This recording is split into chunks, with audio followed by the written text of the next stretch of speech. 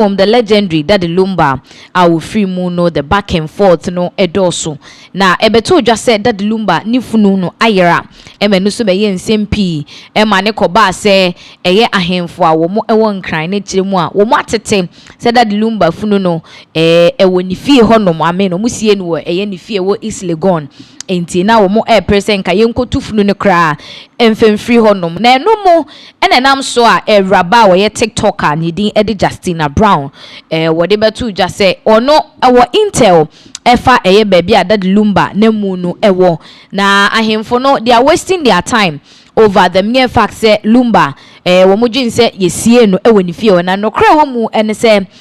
Lumba efunu wo maton de ama eye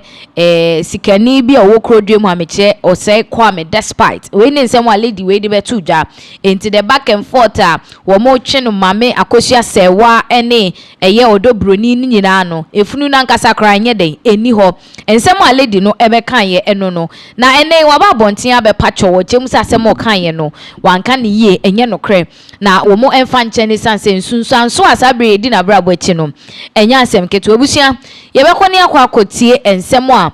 fi lady no a chel pass se wo de aba se wo pa eye empanimfo a chel titire eni yera se Kwame despite se wonfa ne mfum so nche no na nasem o kan ye no wanka ne ye ntie ne mra anafo mesremo me pamocho anona for me na me koye video ka se o say Kwame despite akoto Daddy Lumba for mesremo me hu trend no wa TikTok na me ye video ni bia fe de me hu samanfo post video mesremo nkofo so frɛ me pamocho amanfo church no so be ma me advert but me nya advert mesremo hu sa fe de me life ada danger mesremo umpa chobi ma Ghana for mo fan channel Okusako Kwame despite pamocho mo fan channel why na me wo ma mentimi nko baby a nkodam nja me ma ho mesremo ano na for me nka bi pamocho Ghana for yes seremo bache pamocho Ghana mpanofo mo fa me bonne nchama sem kese we dey no dey cheme abusia Justina Brown oye TikToker wono ene ekohwe ne video a wo pacho se asemo a wo kan ye ede fa yera doctor wo say Kwame despite hono wo mo fa nche no na wanka ne ye na ye trend ena amafo chem se enti pa se baby ye dru Ghana social media trend na the amafo akwa akoto asemo because how can you tell us say asemo a wo kan asemo ye dru say that Daddy Lumba funu no ya ton e de amafo say Kwame despite no uni evidence uni who prove and because of trending tino onso abetena social media no so be na wo kan egu obi papa se bi obi kunu ugu ne ho fi ebirimo je se abaya we a chepa na opa ne de and once omo gitum e onso omo timi che no na o experience now yensa ka video of ebra lady we na all kan sem ne for all you know ebinu metimi aka say it is just a mere mechanic say bia botirimu ka bi na bia ye try say ye dey assemble lady but she actually said it on one of her mechanic say videos we post here e wo ne TikTok page no so she's a TikToker udina gropa e wo TikTok na ye be kwa kwhwe video na wo de ensem we to no ono akasa estate e woni nsem ni mu say Lumba the back and forth ye court ye ba akosia se wani odobro ni twimu to the extent say na ebinum kwa kasa ye de net e kata Daddy Lumba nanim e woni efuna ne yie na se a ye ebusia penny to park ye no na enyo no I mean we all heard this na enyo no na emo e yo obi foforo na ebusia penny to park ne nkofobia connive ni ade and we even remember yera o say Kwame despite ebe ye audio kasa ye say amanfo kasa wako take sites with odobroni any ade and to think say because oboa wo mo ni ade no eno no kasa about the relationship crowd wo name akosia say wa enya ye ne ka ode ma akosia say wa sika ode boa no ni ade nyina no that shows say he wasn't taking sides and no na lady gina so chem say omotonfunu no ede mo say Kwame despite no they acquire rituals asema Justina ede betu dwa no na yenkotie bra ode nsem we etudwa abusuafo say Daddy Lumba some my dear onayo na momo legend say ya na sama beda on Se papa ni funu no ya ton ese ya ton we dey ma no susumina so ama Kwame despite na ye adwumade me se busuafo me share adwuma senye na event work busuafo me kukura na ahwewo se anya adwumade na maska o ne adwumade na maska enti legend funu na nkanafo se ye metu free ni fie ho efunu no ya ton e da kwa rituals Ghana for the abano no makacha mu say the page me the research nti the matter very important no me the ba beto ha mam edion ya ton de Lumba funu Abusia Justina Brown na ekotie ensem odi tudwa previously asem we no kokan ya sabrede o say asem no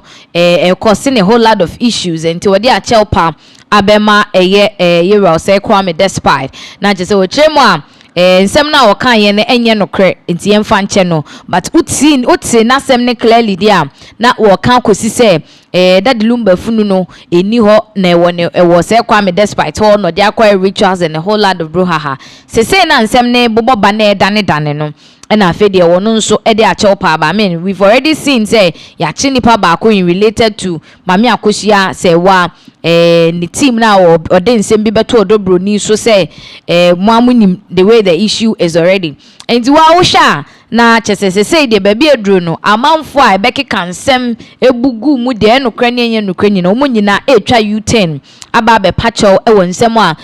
wo mu di tudwa e fada de Lumba ni wo ne funu ni ade ni nyina ehu and at this point no ebinum chem say da bi da ma o say Kwame despite enje a chopa nintum onchi nintum ontwena so because it didn't say we ya already no you say Kwame despite has been tagged with a whole lot of ritual issues some time ago na otai blood donations near there ewo Ghana ha amanfo be ka say wo twetwe nipa moja no de akoye friends and rituals near there so his name has already been linked to niema bi say I no kranam so nti sa blood donation no enkoso biem ewo krodwem ha na say so ye deda de Lumba ewuo ni funu hu nsem nso ebe bata ne ho ebi je say o say Kwame despite wa ye din ache ewo krodwem ha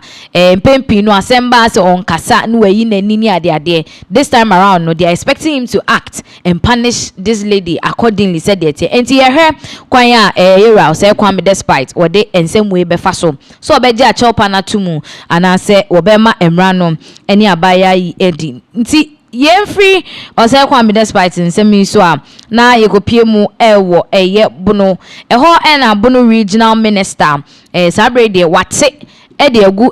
anodom pre minority chief wimp ewo mashebedwafie wate agu no so panya asem keto na nyina afa koko nsensem ye ekoso ewo Ghana hanum se ya MPP for ejina brane na anu adakra do mo she black de sash egwom kom kitekita koko eyini bi wo mashebedwafie omo so mu twi protest de ama koko akuafo esanse NDC for baye no wo mo aba betete koko prices no eso now so nsema abono regional minister what they to jade na chese MPP for nankasa no they don't even know what they are doing, they are confused particularly anodom pre ene yera sahene afenyo markensa atwetwe nkomo twetwe bebre aba yenkotie no emra PP lawyer for ebimo ye kwoto omo law school ye pass gya omo be ye lawyers be 6 years ansa no mu etima pass ya be ye lawyers.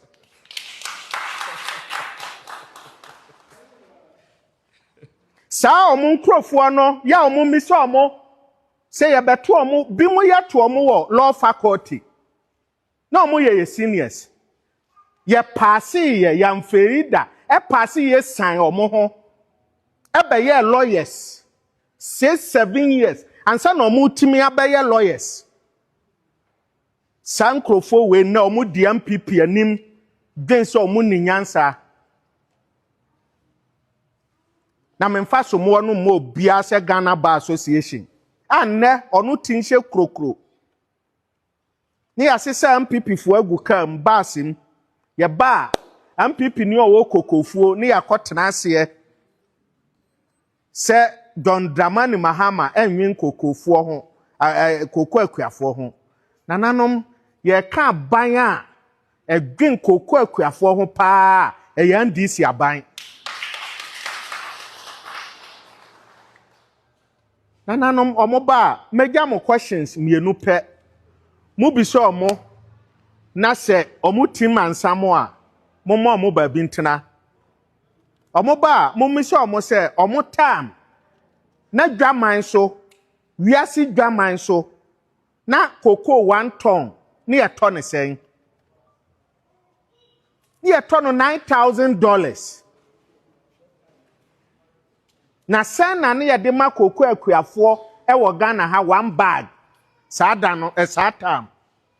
mumisa na omunye calculations no nkire mo bio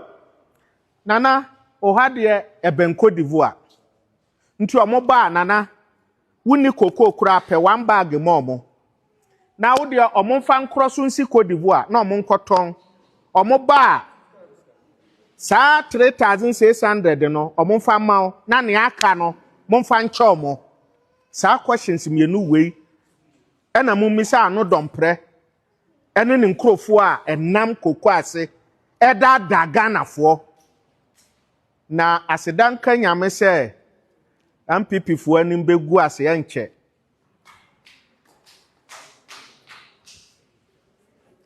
nananom His Excellency John Dramani Mahama opakuafo asempa na neasi no Ghana ha koko no yeto a ye de kɔ wiase dwaman so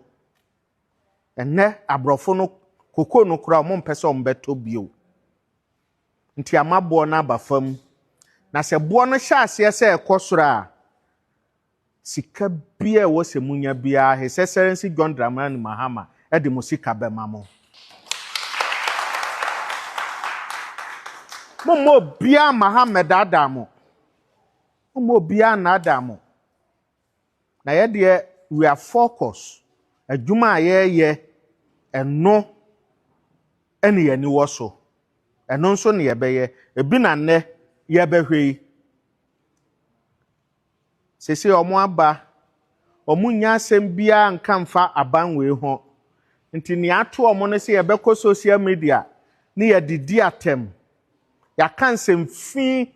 afa president ho ya kan fi afa mpanfo e wo man mu ha ho all because you see your freedom of speech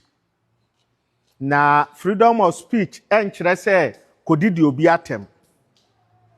ntine so kodidi obi atem na ye pese mmra ya adwuma a yenya a whole minority leader afenyo markings nipa no ye che no ya mfa mra nhye yensem ya de ne court say ye mfa no nkosie na wotwe na yatimanya minority leader oye lawyer ni ama na begina ho say judge not ho no the difference is that on share NDC atade sa nipa wey abeye majority leader pen sa nipa wey eye minority leader ema MPP fo nananom se mra ye wo opposition na NDC ni bi koka sa asem wey a nke benya Ghana Bar Association fo me ka ho Ghana Bar Association my treasurer for Bono East ahafo my social affairs officer nka samre omo atia sikrom nti me anya me wonwa se ye ka se Ghana Bar Association a branch of MPP a anya me wonwa da sa nipa wey abegina fidi kase so ka kire judge say difference ne say on share NDC atade Ghana Bar Association amua ya no General Legal Council tenetena lawyer fo amua ya no Abusianfo Bono Regional Minister na yekoti nsema wode etudwa na chese wo chema era anodon pre ene yera osa hene afenyo markings there enema ba ko mienu bi a wo moye no kire say they don't even know what they are up and about. MPP for the omaye chire nyina wo musan nya no etime criticize President John Dramani Mahama na memo ene de ekoso with koko ene wo se nananom say anytime a MPP for beba omo na ase no they should know how to deal with them because they hu omo ani ade echa no mo fair press conference koko ase ni ade just to make an impression say they are really fighting for cocoa farmers and no nsemo the Bunu regional minister what they abetudwa. So at this point ye share baby ansem we ebeko na akwakodru now yemfree nsem we so na yenko the world news ye ka world news nsemo eje atese wo wiase afa na nyina no me no ga say de kamia ye se enche ye benya shortage of condoms ewo wiase afa na nyina we nye Ghana nkoampo. Now, this is because one of the top condom manufacturers, Iran,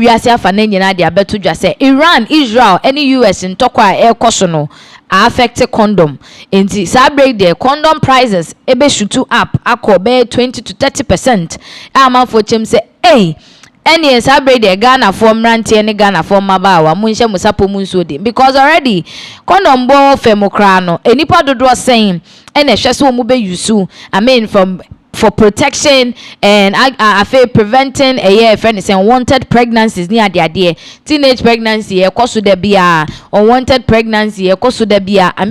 HIV is so ye share statistics eba now to say ekoso at this point say eba beto just say condom prices shoot to up and this is really going to be say a yardstick and I say more like a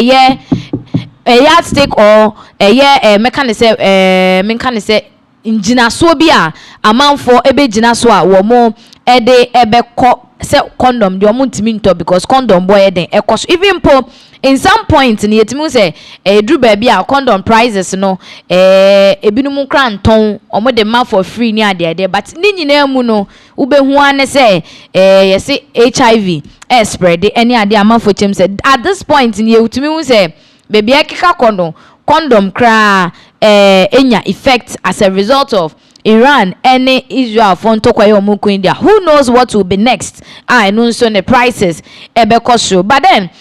people are still calling say whether the prices shoot up or not there should be advocacy. Ebema amount would see the need to protect themselves from STIs any other and also prevent themselves from unwanted pregnancy. And no in someone sisi abeto jaman for edi hu enkomo den pam. Now in other world news Ghana is trending. Other African countries are also trending equally. Now, Ninyina Efa, International Monetary Fund, IMF, were more projection of GDP growth. The African countries were more ababetuja. Nasa graph yo modia bay abusia ushemwa countries are hodwo na meche African countries to be precise. Hodwo no. And as I break the GDP growth from 2025, 2026 and projection into a year 2027 how it's going to be now. Ushe Ghana dear utimi say there's been some pickup and any idea according to the projections IMF for the buy not just say Ghana yetimi akoyenim kakra omo rank here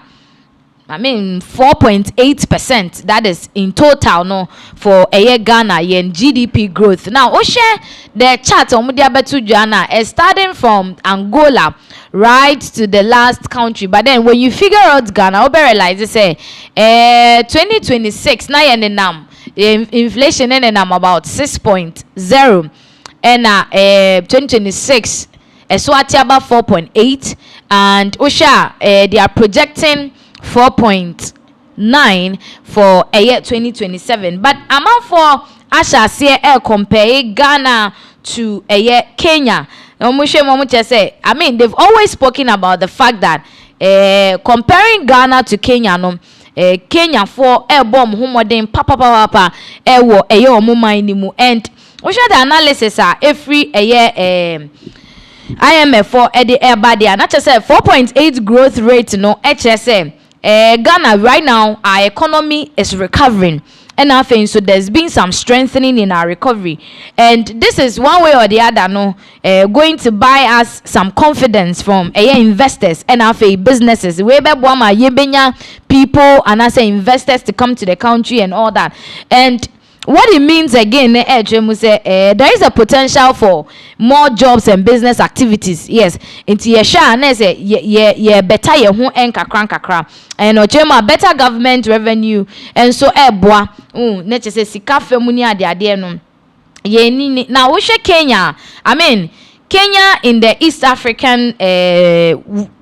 countries, happens to be one of the strongest country with the GDP in terms of its GDP. Now, we share the growth now. It cuts across sectors like technology,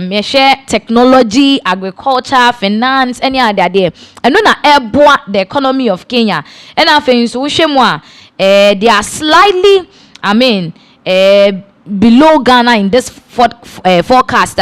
IMF for no ediaba. So look at Kenya like this. In 2025 4.9, 2026 4.5, but then 2026 Ghana is 4.8, and I will share 2027 we are seeing Kenya to have 4.7, and as well as Ghana 4.9. It's not to say Ghana kwaya numun kakanka man for chem say though Kenya is having a grandin the East African no Ghana so say as a better ye ho a man for linking to the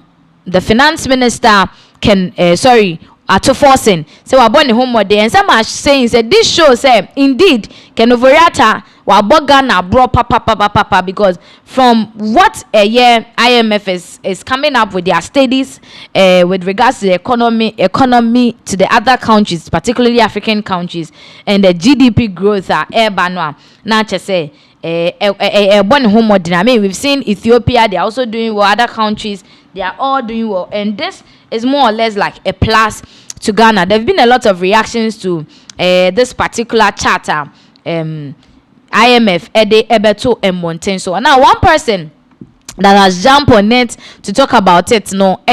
our finance minister, Maitre, Dr. Casely Ato forcing. Now he's out, and then what you say? It is a good one for him over there. And we just say ampa or boy Jumania there, and we share and someone or the ababetu jana. Yeah, the better screens so the amount. According to Ato forcing it is an achievement. Now this is coming from the Ministry of Finance. I was saying the gains we achieved in 2025 provide a solid platform for continued recovery and policy predictability. Our focus now is to consolidate these gains,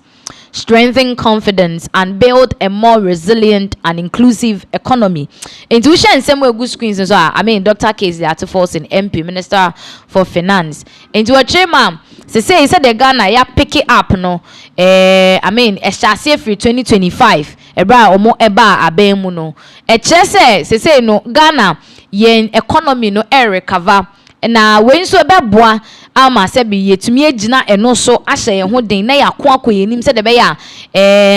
we can turn things around for ourselves in the country. Now he further went on to say to reinforce fiscal discipline and accountability,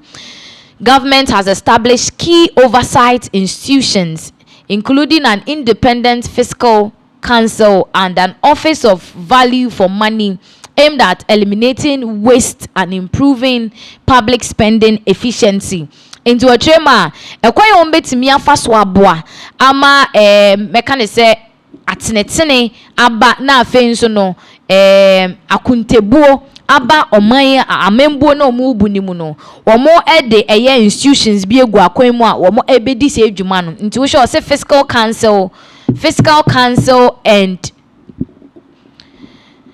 ebusianfo na chese with regards to ensemo yera atufo seneka no that institution no ebeboa ama the far waste of money ehun sikaseye ene eniema bebre. We share the previous administration na ebetwe mu koye na some of the things we are dealing with corruption ni cases war court ni nyina no boils down to causing financial loss to the country. And this annual manoma way. And these are some of the things according to to forcing the independent institution or set it up no. Womo ebeshe amasebe yehu se sika enwo hia enti yen waste sika no. So that is what he said. And public spending efficiency, there's a ye best ye sika bi dia ya there ye be calculation ye be bu one content atutu ni nyina ye pepepepepe said the be ya sika ni bi enko ways. Now he continued again with the listing of the benefits yenya from this GDP growth. Say government remains committed to sustaining the recovery by deepening structural reforms, maintaining fiscal discipline, and prioritizing productive investment. And to say ne aban no wo mo eye de ombetimi bia se de be ya economy no entimi ensign na chibiem baby a ekọ no ebekọ nanim saa. And so omo de nhihye bi egu akwan mu na baako na edi kankan, that's the fiscal discipline, whereby any sika biya ho sika bi ebeyi biya, any budget that will be drawn from any ministry no yede ani ho. And now prioritizing productive investment into say investigate sika any business, any project, any eyibiana was say there edi gains and as emfaso ebe Ghana for. If it is not going to bring any gains and as emfaso bia emfri Mumbadia, and there will be no need to invest in it. Intuition and someone yera kesli ato forcing church on dia na chese as a origin 2 cents wo ho o my ade ye hwe say the we are topping chart the charter IMF for edeba na as ato for situation hye bebre e no mudi egu akwemo. See the gains recorded in Ghana's economy are the result of carefully designed policy interventions and legislative reforms. These are not cosmetic gains. They are outcomes of well thought through reforms backed by laws and disciplined implementation. To chema kwan yo mo fa so amenne Ghana ye economy ni yehu ne se de tie no. Wo mo to mo botena ase trotro ye dwene ho hwe niema ebeboa na eno mu di egu akwan mu nya te se bia ebinu mo akeka se o wo mu di sike rewre mu di pumping money nya sa nete o chem se eye policies o matena se adwen ho ato adwene na emra etaye kire a ebeboa no eno mu di egu akwan mu ama ene. We are seeing the Ghana we are seeing now at this point economy no ekwa nanima IMF nso a recognize ebo Ghana abaso was our so say central to this effort are being aggressive waste cutting program, including significant reduction in the size of government, with ministers slashed from 123 to 60 into a trema and near any bi omo ye no aggressive waste cutting programs. Say nyama bi wo no ma omo twetwa so emo mpese de ka ebeba baako ene se ni enim se asoafo a wo krodwem hanom sei no na omoye oha ene aduonu miensa, that is 123. Say eso ate aba eduosia. And these are some of the policies and some of the measures omudi egu akwan mu aboa ama Ghana. We are treading in one of the countries that are growing in terms of our GDP rate any idea. And the Dr. Kesli ato forcing and what church and same way for kwan ye fa so get me do the level where our GDP growth is looking good in the sight of IMF. Ebusia ye fa nsem no enko ensem foforo emu. Mene woka say die otumfo say tutu nana asante hene sabre de nana bu afu yie papa esan say wo kiremu a ba Ghana hanum say every institution bia any the regulations wo mo de ye adwuma, and particularly obia when rules and regulations wo mo de bom ho ban de toto wo niema. And that is how chieftaincy chieftaincy any mechanic say governance any Trica bia enti wo srepa say asoafo ne government appointees omo de ho fori ahemfo semu no omunyan. So on your screens, or say power is transient. Otumfo cautions government appointees over Sampa chieftaincy interference. International say Otumfo ye dwalai pa say aswafo binumu ene eye amanyofo binumu ahyase e de omo ewura eye ahemfo semo a emfa ne ho titire ene Sampa krono ahemfo menteme ho asensem a ekoso wo ho no ase eye mpanimfo bi a omo wa aban mu no omo de omo ho ewura ma ohu ne se omo nkan hu ne se eba no eye tumi a yedi bu oman so a enye from ekone eba te se de recently na nke ye nana adam kokufa do ni MPP e wosu emre adane ama se NDC aba enti omo kan hu se emre kone emre ba na niama eni dane eba no amanyosem eho a enti wu kodi ohini bi echi a dwen ho wo de wo koforifori ahemfo semu a dwen ho yie ansa na wo de ho akoforifori ma Otumfo akasa utimu se we de nana onim nipa wo to sa yampia no de amano yenko na yenko tie se de Otumfo se tutu wode nsem we etudwa na den Sampa wo so ewie e de akoko to chere me ya bua ne fem o kwani kroma na regional minister bi atro se security yam anokwan de onya hine de amano kwa mo no na anna Sampa asema ba ya bua wie akoko court so bua oko ama register no national institution register etie pa ne si no kwan ama okono nkroma regional minister bi tikase ukwa enti mo ba enti manko na de onya hine na fa kro na fa na de onya hine no mo no afa kro na ko ma ba sima fa kan ko ana mo minister for kan minister for kan ma yimuma ana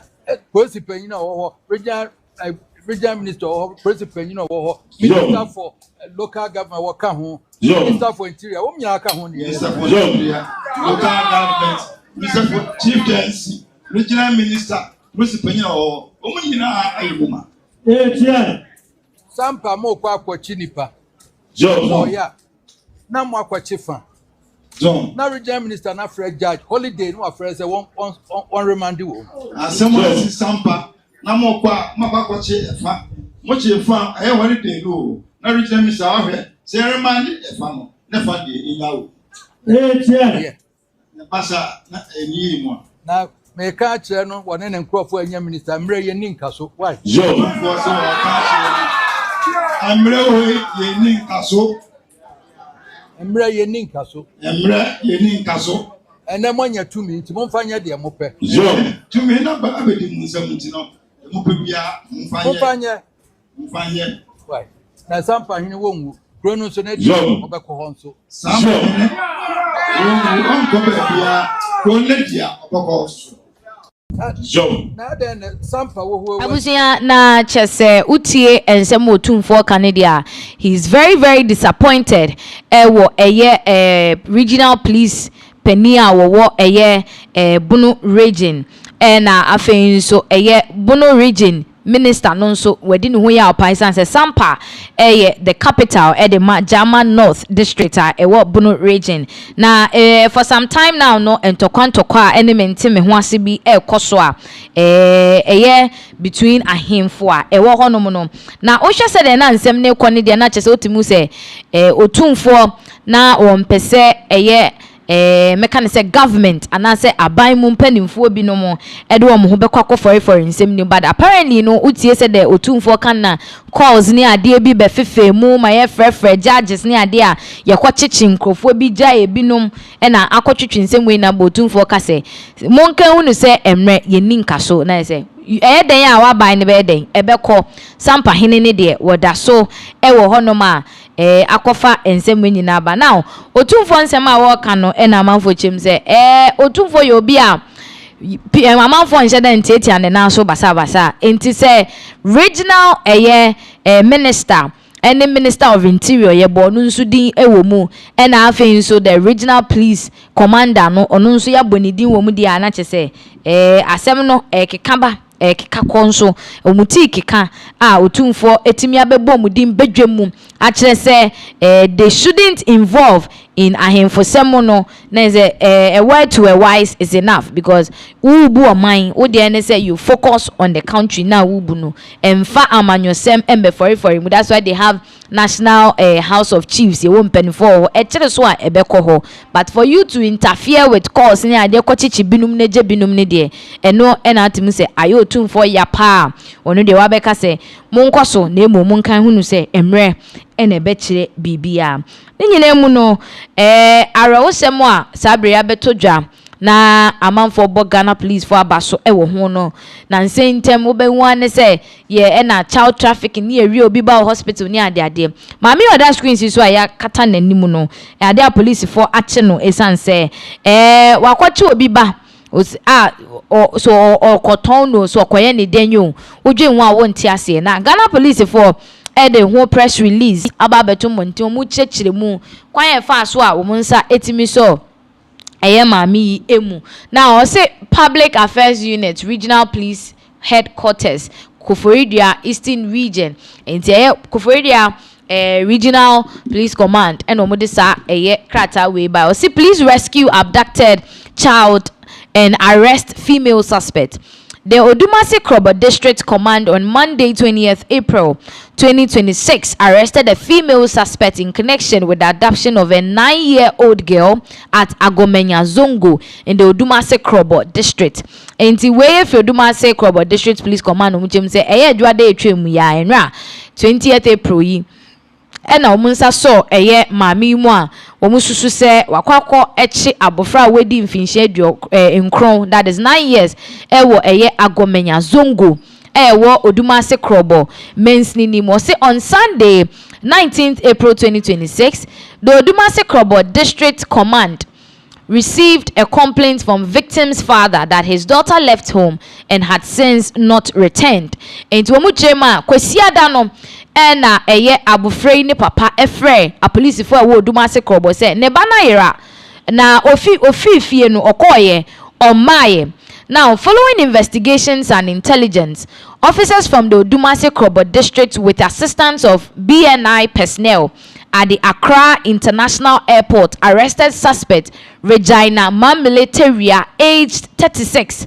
and rescued the victim at the Accra International Airport. In the Echema, and some Nekobasa no, and our police for the started said, Omu yen shishemu, Omuni BNI for Accra International Airport. Na hono mukoso mame Regina Mamle emwa wedding finisha eduasa ensia 36 na abufra no ne nchen. Also, preliminary investigations revealed that suspect was trying to send the victim to Kenya. Meanwhile, the victim has been reunited with her father. In the Echema, Regina Mamle wadi abufrei edwane omukwache no AIA Accra International Airport no sana wadi abufrei a wedi mfie nkron 9 years edwane akọ Kenya ena apolice for ekoso nanso sabrede wo mu de abufra no akoma ne papa. The suspect Regina Mamleteria, who was arraigned before the Odumase Krobo District Court today 21st April 2026, pleaded not guilty and has been remanded into police custody to appear on 5th May 2026 for case management conference. Into omuchema enei womude ni kopie mu ewo Odumase Krobo Circuit Court na ochema asem no ondi hu for enti sabrede police for achina tumu a wobedemu akopem 5th May a wo mu ebesan akwakotena asem no eso. The Eastern Regional Police Command continues to entreat the general public to remain vigilant at all times and promptly report any suspicious persons or behavior to the police. And wo mu chema say de yen nyina yema yenin na ho because enipa bone fo aba no wobehu an se hwem no moko shim no mo de wo ba eko shim na chese de ebesi eno no a sabe ame no ka sei de Regina Mamleteria wono ena ne mfoni eda screens no eso no a police for etimi abo ache na ma sabe de abofra na wedi mfinhia nkron 9 years ana wodi no edwane akọ Kenya no omo ensa so ni amanfo chem say it is good we ya de ye ekoso empempi child trafficking ekoso amanfo ewiewia nkofo ma I mean there've been a lot of scenarios, a lot of scenes akoso with regards to enkra ye wiewia wo mo wo krodwem ha. This is not the first and this will not be the last. Inti eye pa say Ghana police for particularly Koforidua regional command for no womo ayire omo ho a ede emunsa aso eye maami mu a womo akwakoche no. Now ebi chema na chese sometimes we bekom kra no na there is a third party a womo ne no ahyehye ho a womo ebo sa abran we ode abufra ne kono okwakojiske bi so echemu a organ harvest scheme we womo kono makwakoku no eden ne honam ni bia kwaye rituals any ade a Ghana Police Service for womo abom abaso sonkon so matimi rescue abufra yi ama no asan akwakoka ne papansa a hwe anto no anase boni bia anye no. So what means amafo ebreni agin about how in recent times the Ghana Police Service for reacted swiftly to issues ekoso ewo Ghana krodwe mu hanum say, and looking at said ensemne ekonum ebinumu say thorough investigations should be linked into this particular issue na maame no asotwe bi e wo honom ne emfa man if there are other counterparts wo mo nso ehyehyehye baby even ubekom kra Kenya honom na say somewhere obi wo honom mo ne oni omo adwuma they should be arrested omo nyina yenduedue mu she not pleading guilty ne de ni nyina camouflage sebe wo de kata ne ma so but she's really guilty because tell me abofra enye wo ba utimi de ni pi efi Koforidua ebesin eko Accra from Koforidua to Accra. That is quite a journey. And this police for any ambre abufreya. This is how this woman would have carried abufran from Ghana straight to Kenya. Kenya honomono edien and our de abufrano kwakwaye wo honoma akofa ensem wenyina aba. Ebusia, there is a video yenko na yenko shembra.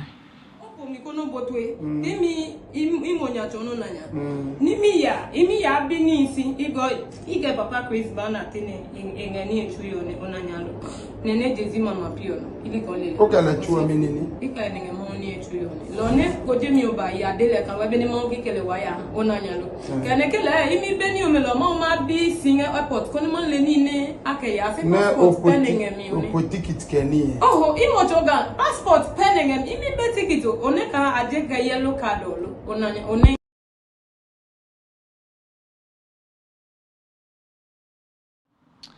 I was saying that is the lady in question no and our church and in say assembly de onim hoshe. I mean nyese bia no de abofra ni edwane anase bibi uti ni nsem a wo kana. I mean for those of us that understand the Kobo language na wo kana we can yebe nyina betimi ate de all kana ase but for now no de according to Ghana Police Service for no or say asem no onim hoshe ye twen say 5th May wo mo besan akwa akotena asem no so na yehu babia ensem ne bekwako. Don your screen was 36-year-old woman Regina Mamleteri has been arrested by the Kobo Dumase District Police Command for allegedly stealing a 9-year-old identified as Hawa Hamidu at Agomenya Zongo in the eastern region. The officers are ASP Isaac Akwanda, Chief Inspector Kwesi Sapon, Constable Ernest Crunchy, Lance Corporal Matthias Kwesi, and Investigator Sergeant Benes Boateng Omari Yeboah. The suspect was apprehended at the Kutuka International Airport while attempting to travel with a child in Tichese. Ye chema na chesa abofra 9 years no ono ena the picture eda screens no eso no hawa na wode no edwane womo ensa ekoso ni mu ensema Regina Mamleteri e ka kosi ni na ne se ono de we innocent ewo asem ne ho a ono cheni nsemu de ama Ghana Police for but Ghana Police for so chemu a baby eduro ne de womo de ne bekwa akoto remand na womo asanso abe revisit the case on 5th May. Abofra no na yehunu wo ho with na wofo a omo ahye ebo se ne de akoka ne papa ene na wofo nsa she's safe and sound ewo ho. Now yemfree ensem we eso na ebusunya yenko ensem fofo eso de amene oka say looks like the people of Swedro are jubilating. They are happy. Enijemro so just say wodwen ho kra onti ase. It is so much of a happiness for them. Esan say Abu Trica ye nyina ebeto oja say wo mo be extradite no e de na kɔ US after say ni case no ya process ya kodo na the lawyers e be chem say ya mo na kakra so mo mfa nye some filings bi ni ade say to me push it through there and there be something positive might come out. Yes, something positive about out on your screens or say Abu Trica granted 30 million bail by High Court in extradition case. Not just say I no ka say there Abu Trica womo are granting no a bail of 30 million Ghana cedis with 2 sureties. Na ultimu say amanfo ania je papa ho a one person ono so ababe confirm say no cresa Abu Trica yamani bail no lawyer Oliver Baka Vomowo. Into on your screen, so say the High Court has just granted bail to Abu Trica Oliver Baka Vomowo. This and say ebeto just say granting the man for say why not granting the bail? Who has granted him bail? Court bail, because Abu Trica has been to basic court, we call High Court ni na wenya bail to court bail. But according to lawyer Oliver Baka Vomowo, no High Court na womo abeli uma granted bail de ama Abu Trica, and it's ebimu chema. This is quite a step into the right direction. A bit to me ayode something positive. Now lawyer wo jinemu de ama Abu Trica no waba bonten abekasa atwetwe ensemu yenko na yenkotie no emra. Before the court, and in due time we address the media with the details of the current steps we intend to take in that concept. Okay, thank you. What's the court? So the High Court granted the applicant or the lawyer now then to say able to acquire said the beya say court in here on say brand and to asem na so a obetimi aba. The court na man the bill say penny pamienu to stand as sureties with a property value of 30 million Ghana cedis. And that is what we are working towards, getting a copy of the court order. Then we go into execution of the bill terms and conditions. Yes. Asem you made the Trica akoya munko mombra and then e ba say no ankasa no e te say mam. Oh yeah, mom dey say from day one say the can the position here back up. Say I mean in any case he's innocent until proven guilty. Yeah, they na yan hwehwe mu ne de ye say yen follow mra no na there was here yen yaye. As lawyers there we are always in for the law. You get it, and everything we did, we followed the law to ensure so we've gotten him the bill as as you've heard in the news or other reportage. Yeah. Abuja lawyer wo jinemu de ama Abu Trica Frederick Kumi or no NIT and Sema what they two Jana said they've been positive and hoping yeah they are there and finally court ama kwan say womo and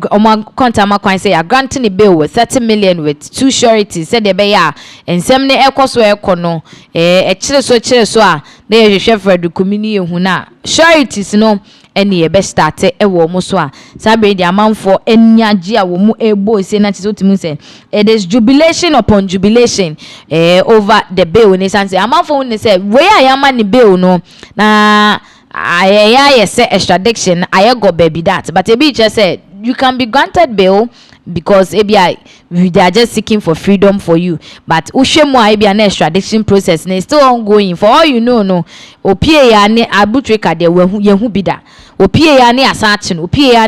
no tebia we so or finalizing the process ni we no to me meeting the bail conditions ni bibia we onya pie ya ne say o time aso ye de wo kwa na ye den but e be just say it is some way somehow a good news for them. Me no at this point no ukopie mu e wo High Court honoma wo mo grante Abu Trica bail a enije ni jubilation ni o sebo a na ekoso no e kire say swedrofo ani age papa the fans and followers of Abu Trica they were really waiting for him to be granted bail. Yen kwa share dey see here e wo High Court ho emra.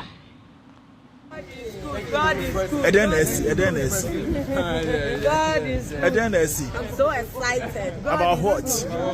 I still don't talk. So these are some of the reactions the High Court after say court passes Oma granting a bill of 30 million Ghana cedis with 2 sureties.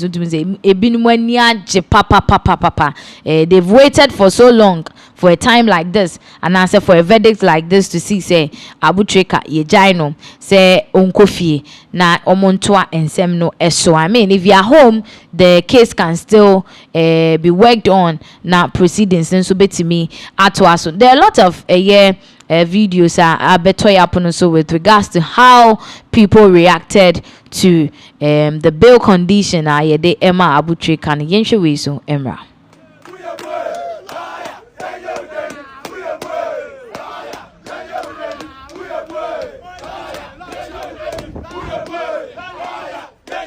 Yes, and you know the premises of a court honoma Abu Trica,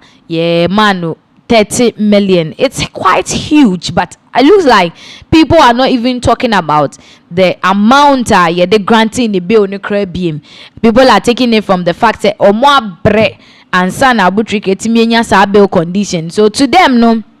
they don't even care. They are not talking about it. And previously, but say, and 30 million, the 30 million is too much and all that. But this time around, they are so happy. The freedom alone is enough. The money can go to hell. Now, Abu Trica and sign any freedom. Beam to share a year and ranty omuko pimoa. Now, omo bo a lawyers are omo tie Abu Trica no more bomber baso pass. Omo timia di Abu Trica and semnetia prayer to this point. Ama wetimi enya bewa. Omo believe say they can work on the extradition and the case and all that. Said the bear he won't be a baby just say omo sha where the influence be akokokomu because the day pan lawyers for we munye from the beginning. I said there Abu Trica sem any that's what ni hobim and a fade all of a sudden something good has come out. We say bibi akoso backdoor low key ewo and same way mu. Now Oliver Bakavomo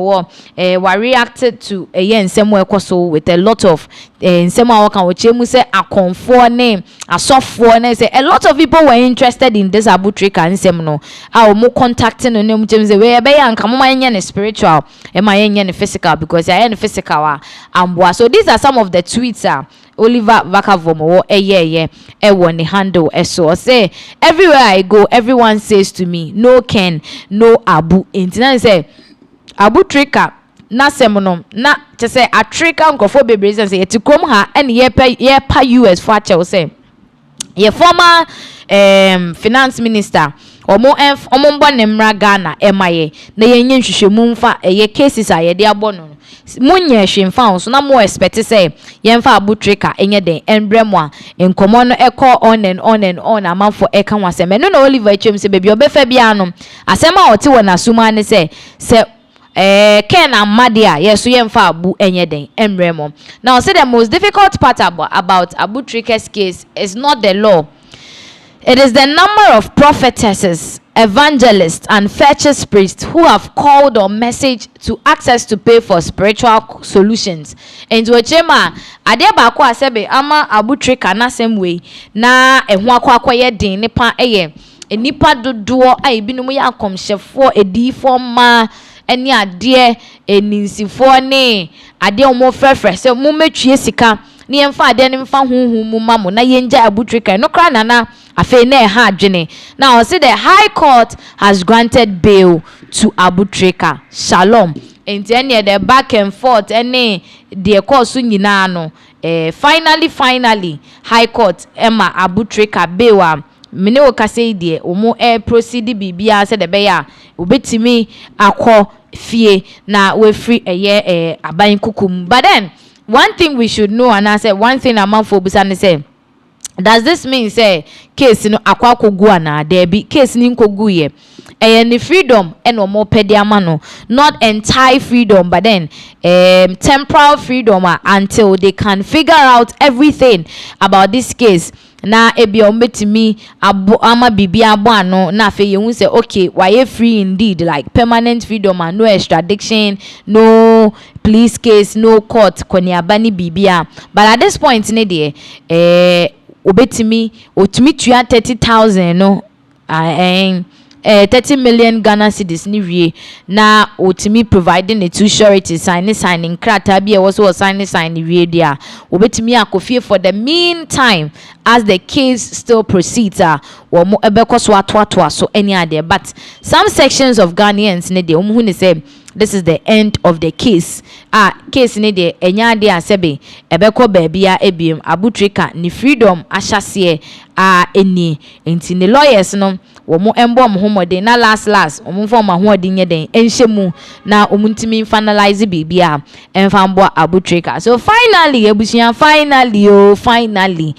Trica enya temporal freedom ye hwe baabia nsem no se ebe toaso akodu. But from the look of things ne de, according to a lot of people no, they don't see Trica being extradited to the United States. Nini na yejai edemamre yebehu baabia nsem no ebe kwa kudru. Aha Penax TV. Eda mwasise munya bread shame.